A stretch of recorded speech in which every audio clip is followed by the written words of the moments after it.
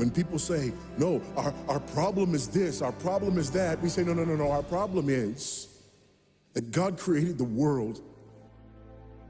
And God created man, and he put man in the garden to keep the garden, and he gave the man a command. And he held that man to perfect, perpetual obedience to that command, and he promised him life if he kept it, and death if he didn't. And he didn't keep it, he ate. And because he ate, because of that one man, sin entered the world, and death through sin. And everyone born from that man through ordinary generation inherited that man's sin nature. And because of that sin nature, sins proceed from it. And our world is broken because of that sin. And we stand guilty before a holy and righteous God.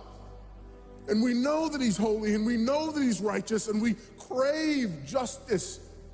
But the problem is that if God gives us justice, we all die. And so that God, in his goodness and in his mercy, sent forth his son, who was not born of ordinary generation, but was born of a virgin. Yes, the virgin birth matters. Why? Because if he's born of ordinary generation, he's born in sin.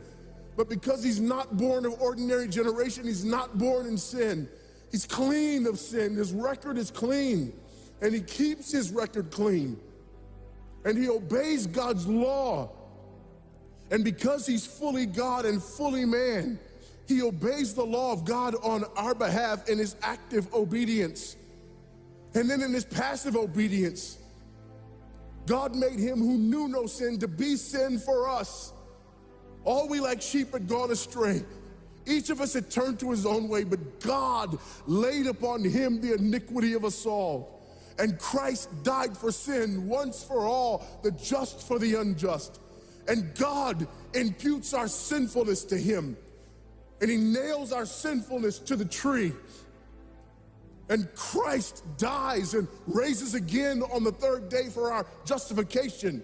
And there's another imputation. The righteousness of Christ is actually imputed to us so that God can be both just and the justifier of the one who places faith in Jesus Christ, so that all those who come to Christ may enter in, so that all those who place faith in Christ might be saved, but not only saved, but sanctified, because he's the firstborn of many brethren.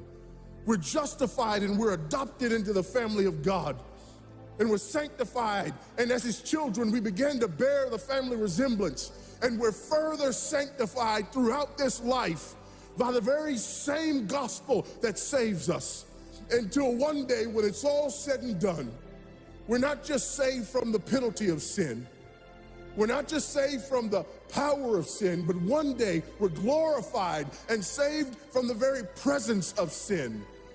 That's the gospel that we preach. That's the gospel that we need. And that's the gospel that's more than enough.